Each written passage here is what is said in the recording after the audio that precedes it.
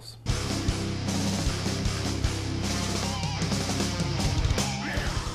Hi, I'm Burt Baker, Baker Drivetrain. Today we're going to install a DD6 transmission in this 2002 Road King. The bike has the stock 5-speed in it. The primary drive, the starter, the right side exhaust has all been removed. The complete job to remove the existing 5-speed and install a 6-speed is probably about a 5-hour job. The actual transmission part of it, in other words, the removal of the stock transmission and the reinstallation or the installation of the new transmission, the 6-speed, is about a 30 to 45 minute job, believe it or not. So that means there's a good 4 hours spent in removing the primary drive, the starter, the exhaust, all the claptrap that prevents you from gaining access to the actual transmission. Okay, so left side transmission removal. I'm going to go ahead and remove the drive pulley. Before you can loosen that nut, you got to take the retaining plate off. Okay, so the big 1 7/8 inch nut. We sell the socket. It's available through us. It's available through elsewhere as well. The key is it needs to be a deep throat socket to clear the main shaft here. Keep in mind the threads here are left-hand threads, so we need to go in the tighten direction to loose.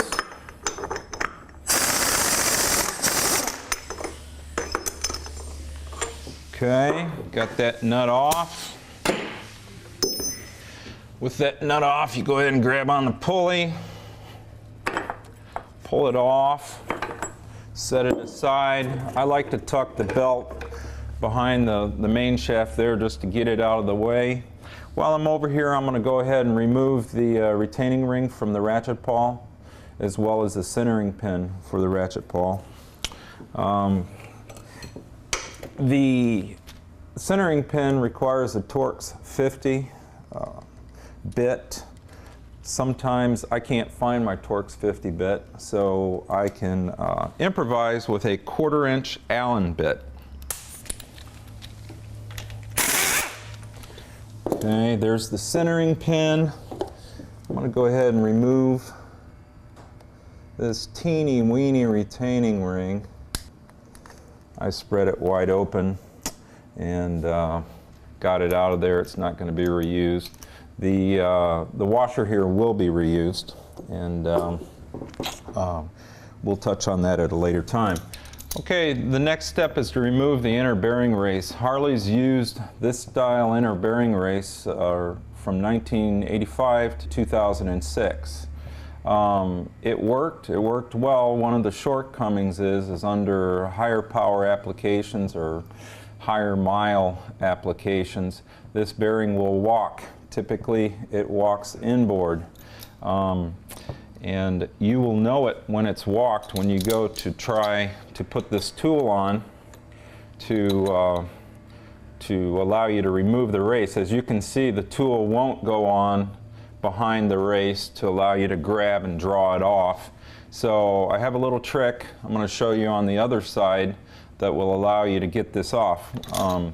One of the common ways in the field for people to get these off is to take a cutoff wheel, make a little incision there across there, and effectively crack it in half and allow you to draw it off. The problem with that is quite often the cutoff wheel goes into the main shaft, carves a big line in the main shaft, and then the main shaft from that point is junk and can't be reused or resold or whatever. So with that, let's go over to the other side, continue the removal of the 5-speed transmission from the right side.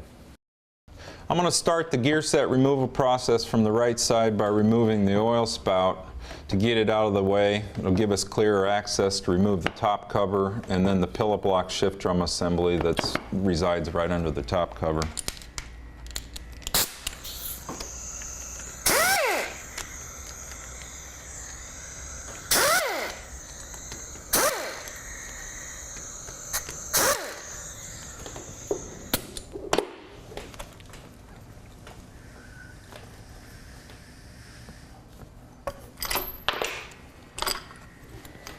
With the oil spout out of the way, you can see we got clear access to the top cover screws. There's 5 of them.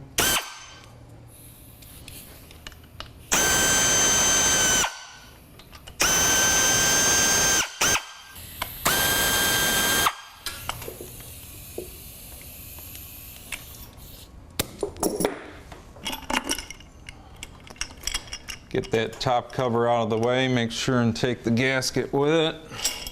And we have the shift drum and pillow block assembly right there in plain view. I'm going to go ahead and remove the 4 screws that bolt it to the top of the transmission case.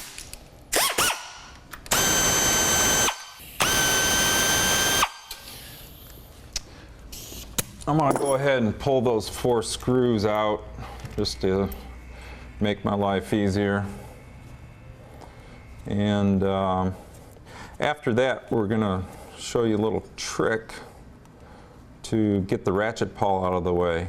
You want to get the ratchet pawl lever out of the way to allow free clearance to get the shift drum pillow block assembly out of there. There's a small spring that keeps the ratchet pawl claw in place on the shift drum. What I'm going to do is move that spring up, push it out of the way carefully, and that allows you to flip the lever back. And with the lever flipped back, that shift drum pillow block assembly comes right off.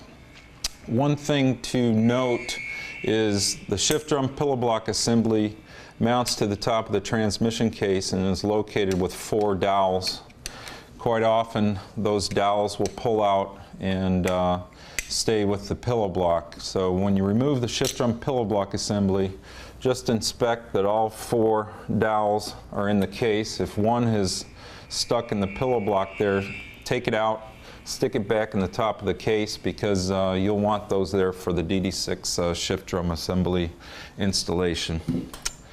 Okay, with the top stuff removed, we're going to go ahead and remove the side cover and the door bolts, and let's rock and roll.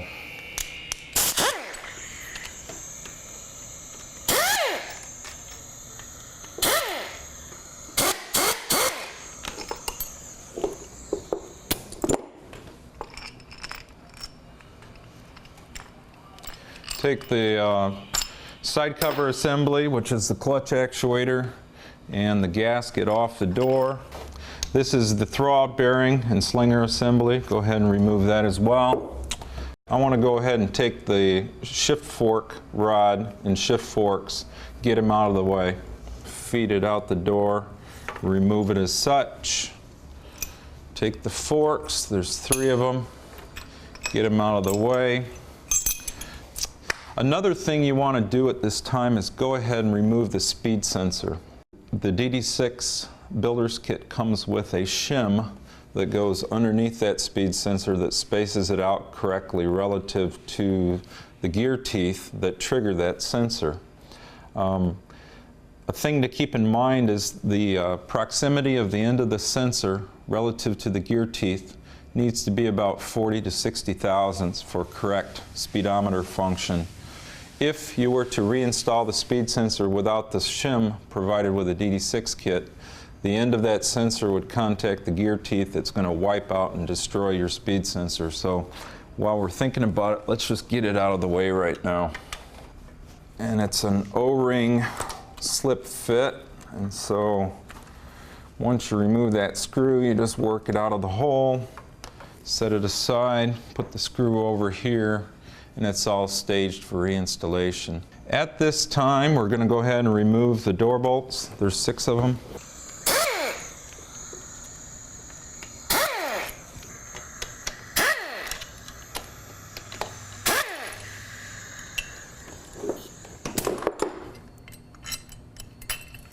As pointed out earlier, on the left side, the inner bearing race had walked into the main drive gear. And here's a neat trick to allow you to get the removal tool behind that inner bearing race to allow you to pull it off.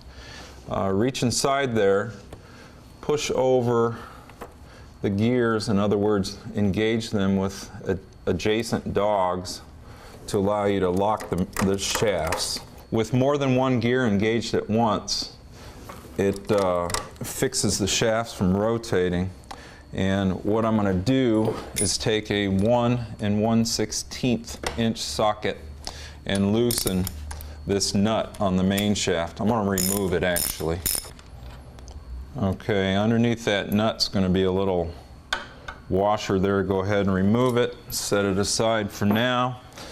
All right, dead blow hammer. I love dead blow hammers. They're gentle, but they exact a nice force. And in this case, we're going to tap the end of that main shaft to move it over, which will allow us the room to get the removal tool underneath or behind that inner bearing race.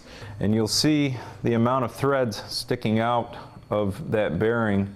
What I want to do is I want to force with the dead blow hammer that main shaft inward, roughly 3/16 to 1/4 inch. Okay, you can see that the main shaft has moved. It's shifted over to the left. With that, we'll go back over to the left side and we'll use our inner bearing race removal tool, get that inner bearing race out of the way.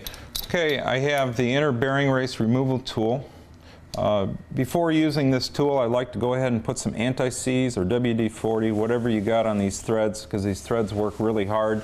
The race has a significant amount of press onto the main shaft. Previously, you saw that we were unable to get the race removal tool behind that race by using the trick on the right side and forcing the main shaft out slightly. It allowed us to get the tool on here, and then it allows us to remove the inner bearing race.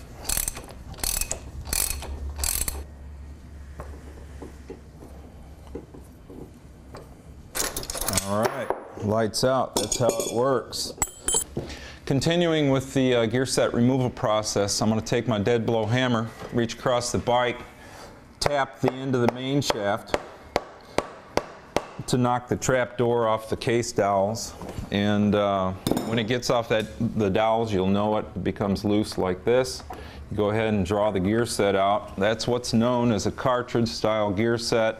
The shafts and gears are all mounted to this trapdoor assembly. One thing to note, the right side dowel here, it's a 5/16 split pin dowel, often comes out with the trapdoor. And so you're going to want to remove that from the trapdoor, reinstall it in the case when you get ready to install the DD6. Okay, with the gear set removed, the ratchet pawl, you rotate it down, it'll slide out like so. Boom, ratchet pawl's out of the way. The last step in the gear set removal process is to draw the main drive gear out of the left side bearing. To do that, we have tool A, as we call it. It's a plate, and the first step is to mount this plate to to the right side of the case, and you use a couple of the threaded trapdoor holes here to retain the plate. You can just thread these screws in by hand because the force is going to be in that direction. The screws just kind of need to hold it in place. This plate has a recess in it, a hex-shaped recess in it, such that when you run this draw bolt through, the hex, the female hex, sits and holds your right side in place. So on the left side, in a minute, when we're over there, we can focus on the left side and work in the wrench on the left side to draw that main drive gear out. And with that, let's move over to the left side. Continuing with the removal process of the main drive gear, I have the draw rod coming through the left side here.